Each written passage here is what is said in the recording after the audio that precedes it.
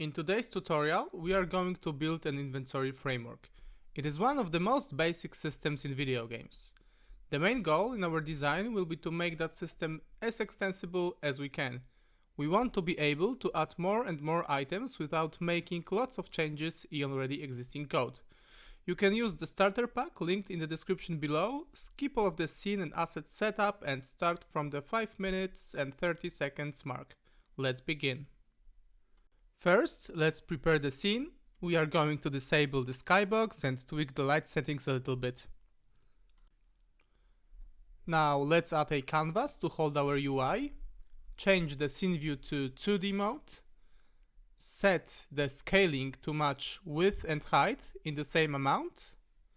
The reference resolution will be 1080. Now create an empty game object which will be used as an anchor to our inventory prefab. Let's anchor it and position in the left side of the canvas. We will use a free asset from the asset store called Fantasy Wooden GUI. Let's import this asset to our project. Now let's go back to the scene view and start working on our inventory prefab. Let's add an image from the package as a background. The sprite we will use is called UI board large set. Set its rect transform anchor to the center. Next, add an image object called title background image. Add an image to act as a title of our inventory. We will use the irony large title sprite. Let's anchor it to the top. Now add a text object to our title. Set the stretch mode to stretch with width and height. Change the color and set the text.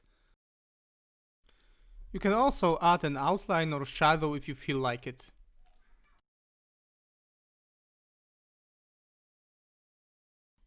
Next, we will need an empty game object that will be a parent to our inventory items.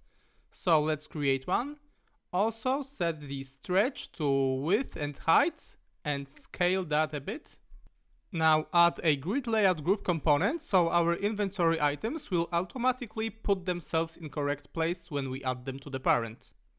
Set the grid layout group cell size to 180 and 150. You can play with those values later. Now we can start working on our slot prefab. First, add an image component to slot to act as a background. Pick a sprite called UI board small store. Add an image component for the item icon. That image will be filled with a sprite that we will set in the item asset later. Also, create object with text component for the name of an item. Tweak the color and size of the text to be visible under the icon image. Also, set the best fit flag in the text component. That way the text will adjust its size according to the rect transform component. Let's make an object to display the item count. So let's add an image for a background and use the UI board small sprite. Place the sprite in the upper right corner. Add text object for the item count. Stretch its rect transform to width and length and play a little with the text size and color. Add a folder called prefabs. Then in this folder create another folder called UI and drag our inventory slot into it. When we multiply the inventory slot prefab, we will see that they place themselves according to the grid layout group component in the parent. Let's add a little padding. Then drag the whole inventory prefab into our prefabs UI folder. Let's get some animations and model from Mixamo. Download this animation with a skin. Let's add a model folder. Put there the downloaded model. Then drag and drop it to the scene. Reset its transform and set camera position to be facing our character. Also set the game view to 16:9. Now put our inventory UI prefab into the scene and see how it looks with our character in the scene.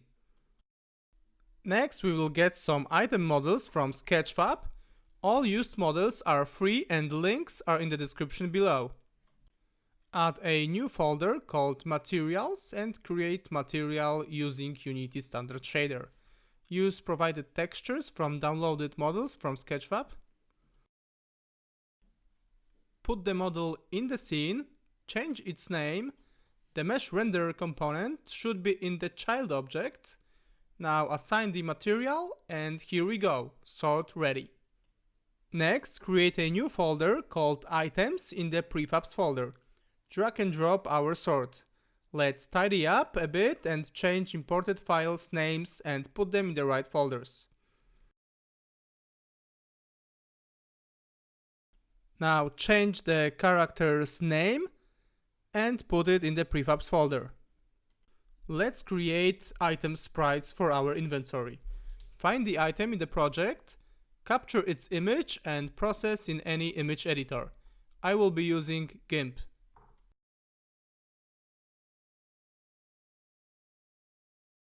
Add another folder called Sprites and put there our new sprite. Set the texture type to Sprite UI and apply changes. I downloaded different models from Sketchfab for different types of items. Links for all of those are in the description below. You can also use the starter pack to start from this point with all of the items set up. Now let's rename our scene and save it. And take a look at our code architecture. Main class of our system will be called Inventory. This class will hold all of the references to owned items. It will also communicate with Player Equipment Controller class. This class will be given an item and, for example, put it in the proper place on the character. Every item will be an Inventory Item class, that is a scriptable object that will implement an abstraction of a method that is called when an item is assigned, and it will also define sprite, name, and prefab of this item. Next up, there is an Inventory UI script that will be responsible for displaying proper slots according to the state of the player inventory, and the inventory slot that will be responsible for displaying proper icon, name, and count of an item. It will also act as a button that will call the assign item method from the player equipment script that will ask the inventory for a proper item. Let's create a new folder called scripts and get to the most interesting part, coding. First, we will implement the inventory item scriptable object. First, let's create fields to describe our item. We will make those fields serializable so we can set them in the inspector. We will need a game object, item prefab, a sprite, item sprite, and a string for our item name. Next, add two vector trees for item local position and item local rotation. We will assign them to the item transform after parenting them to the character. Let's write methods to retrieve those values. Also, we will convert here rotation from vector3 to quaternion. And of course, make it a scriptable object like we said before. We will create one more simple script called inventory item wrapper. Let's make it serializable so we can see it in the inspector. That class will hold reference to an item asset and number of items of that kind. So let's add proper fields and methods to retrieve those values. And that's it. Now let's start working on our inventory and create new script called inventory. Make that a scriptable object and add a create asset menu annotation. That way we will be able to create the item assets in Unity. First, we will need a serializable list of inventory item wrappers to set our inventory content from the inspector. Also, let's add a dictionary that will map item from the wrapper to their number. Next up, write a method called initInventory that will fill the dictionary with values from the inventory item wrapper list. That list will be set in the inspector. So let's iterate through that list and add an item as a key, and the count as a value. Now add a assign item method that takes inventory item as a parameter. In the future it will handle assigning item to the player, but for now let's just log the selected item. Also add a getter for our dictionary, a method that will add items to our inventory. It will take as a parameter an item and a count.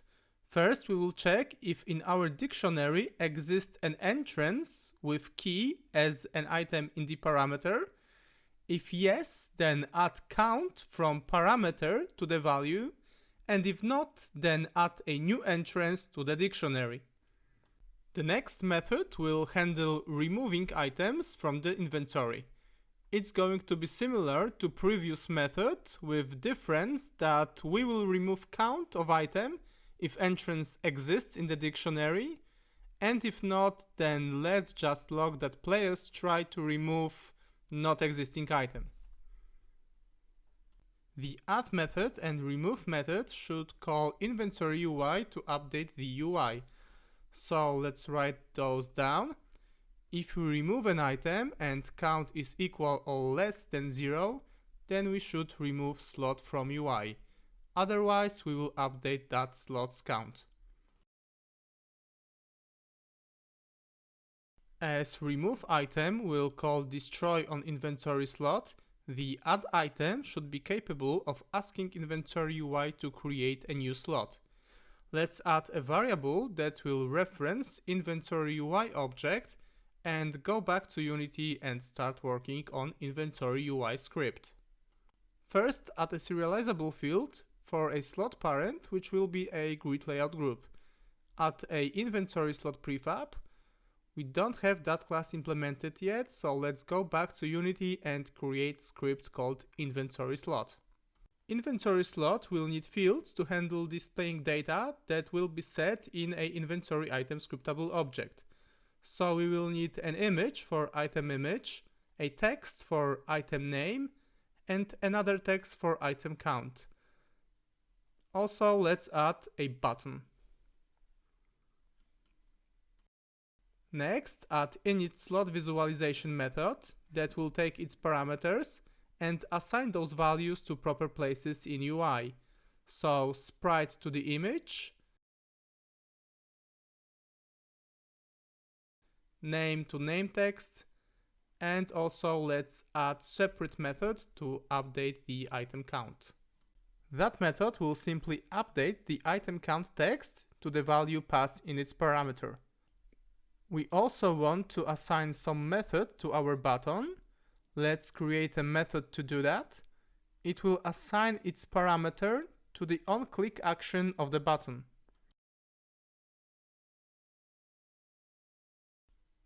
Our inventory slot side quest is done, so let's go back to the inventory UI script. We will need a dictionary of inventory item to inventory slot. It will help us reference a proper slot by passing an item in a parameter. First, we need a method to initialize our UI based on the inventory. So as a parameter, let's pass an inventory object. Now we will need to iterate through the inventory dictionary and create a slot or update it if it already exists. So let's add a method called create or update slot that takes as a parameter inventory item and item count. So if our item slot dictionary does not contain entrance with item given in the parameter, we will create a new slot. Let's add a method that will create that slot. This method will return a game object. Also, after creating the slot, we have to add it to our dictionary. Actually, this method will return inventory slot object. If there is a slot correlating to the item, then we will just get the proper slot from our dictionary and update its value. Let's make the update slot count method accessible from other scripts. Back in the create slot method, we will create an instance of inventory slot prefab, and parent it to the parent that has grid layout group component on it. Next, we will init newly created slot visualization with item data and count. Lastly, we are going to assign an action to the slot button. This action will be the assign item method in inventory script. So we have to add a new parameter with reference to the inventory object. Let's just do it.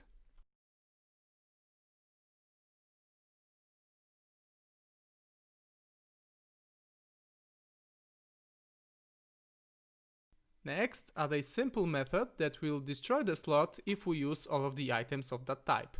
Also, let's remove that entrance from our inventory UI dictionary.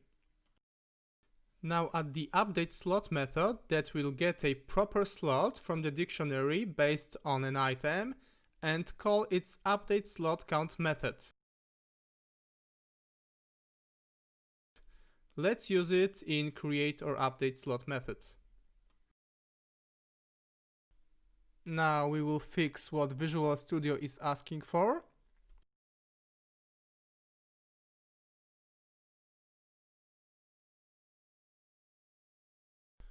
We can change the inventory UI reference to a prefab reference and add a property for an inventory UI instance. In a getter, we will check if an inventory UI instance exists, and if not, then we will just create one. We will also parent it to the proper anchor in the scene canvas. Right now we have to do this in a pretty ugly way, but we will change this later. Next, add a method in the inventory script to open the inventory UI. It will activate and, if necessary, instantiate the UI prefab and called the init inventory UI method. Let's go back to inventory item script and add a create asset menu so we will be able to create item assets in Unity. Next, we will need a new folder to hold our scriptable objects. Let's call it data. In this folder, let's create our inventory asset. Also, add a folder called items under the data folder. In that folder, we will create our item assets.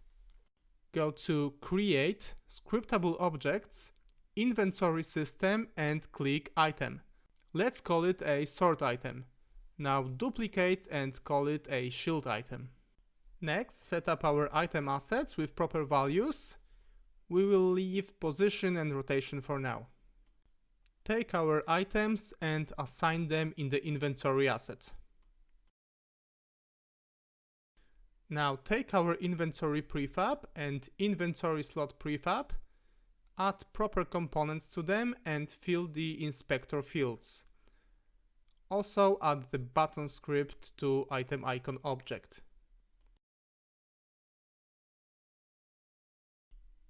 Now we are able to assign the inventory UI prefab to inventory asset. The last script to complete our framework is a player equipment script.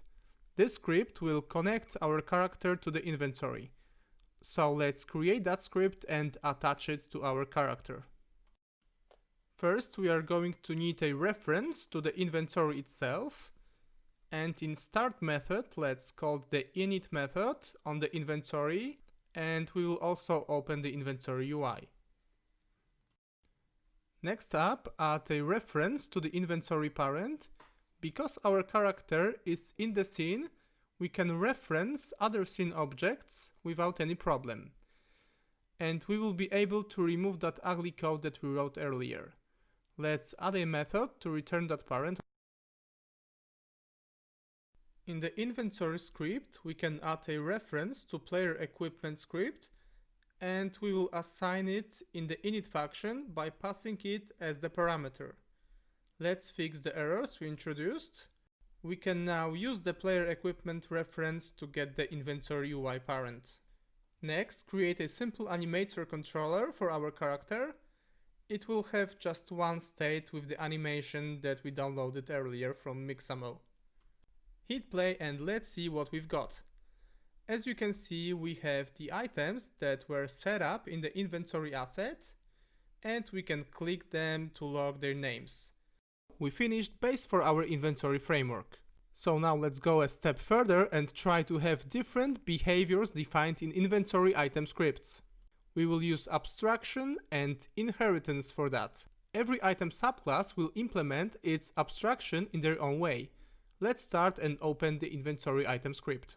We are gonna make that class abstract so we can remove the create asset menu annotation, because we are not able to create an asset from the abstract class. Now the main part. Every inventory item subclass will need to implement the assign item to player method. That way, we don't have to use some big if-else or switch statements. We will just call the assign item to player method and leave the item to do what it's supposed to do. It should also take the player equipment controller as a parameter. Now, instead of logging the item, we will call the assign item to player method on selected item. Let's create our first inventory item subclass that will define specific item.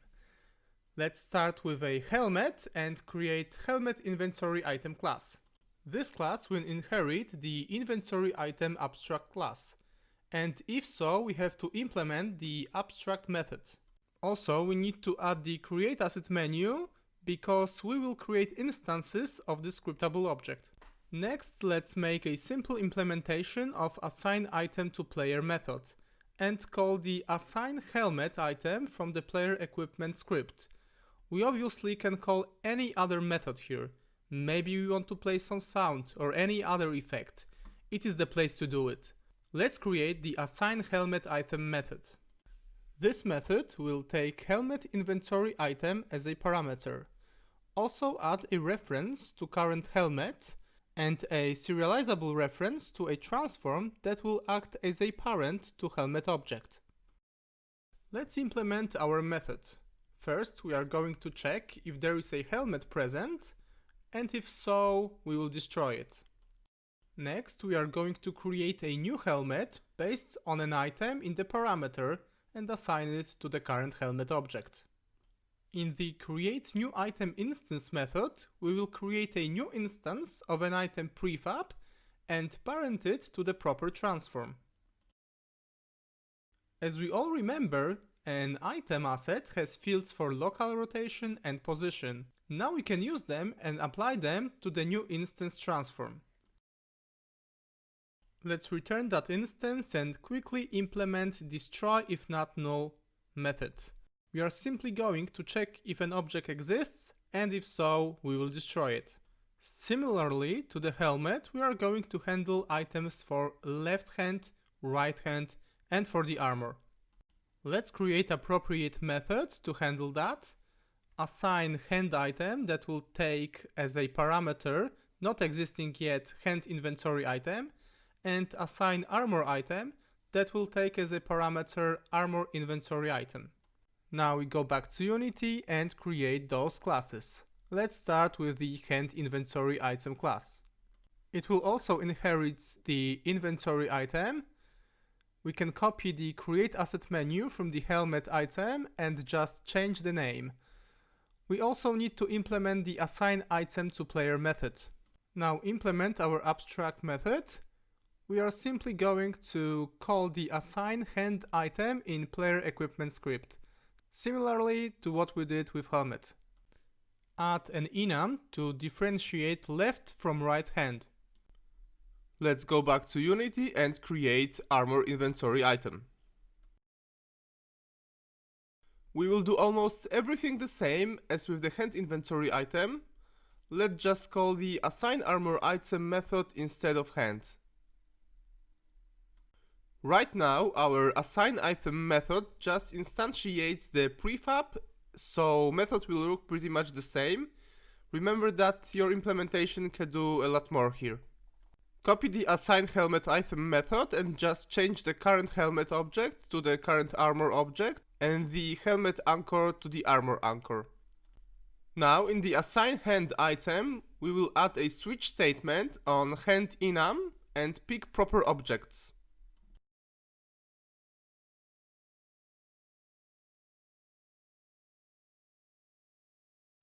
Let's go back to Unity and delete the old item assets.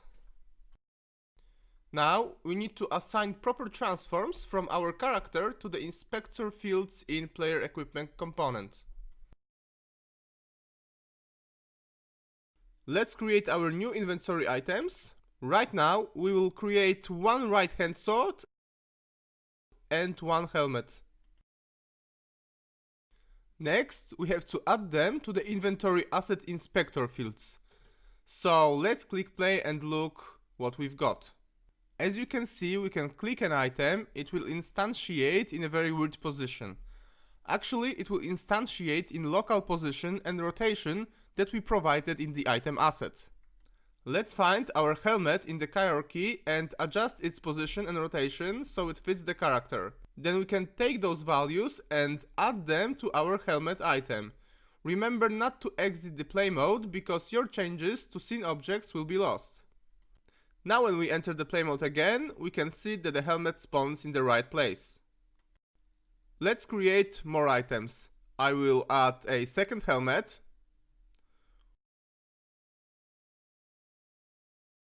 one armor,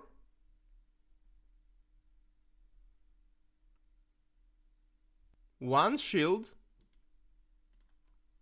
and that shield will be a left hand item, second sword,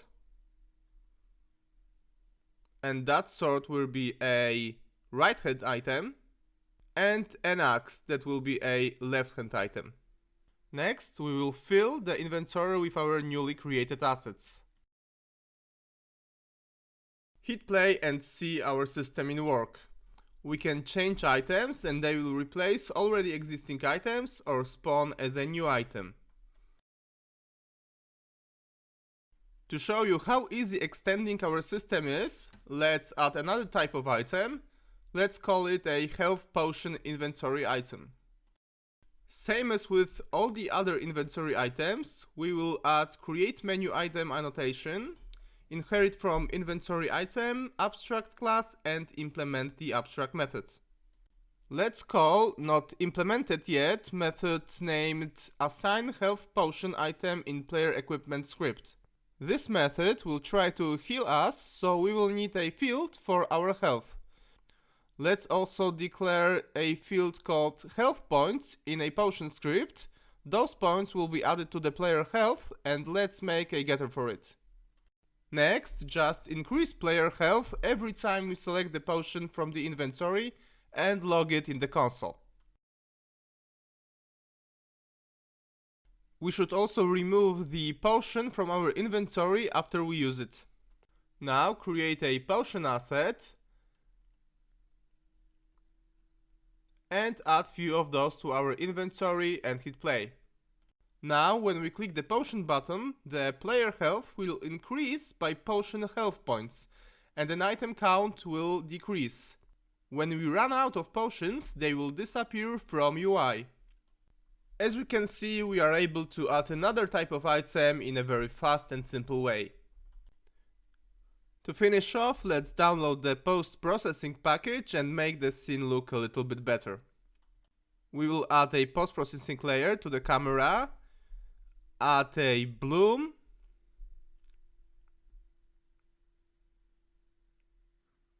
make the volume global,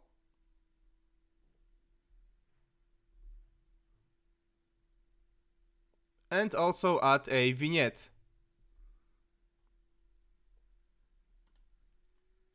And that's it, guys. You can find the whole project on GitHub in the description below. I hope you enjoyed it and please like and subscribe if you like my content. There are new videos every Monday. Also leave a comment, I'm happy to answer all of your questions. Take care!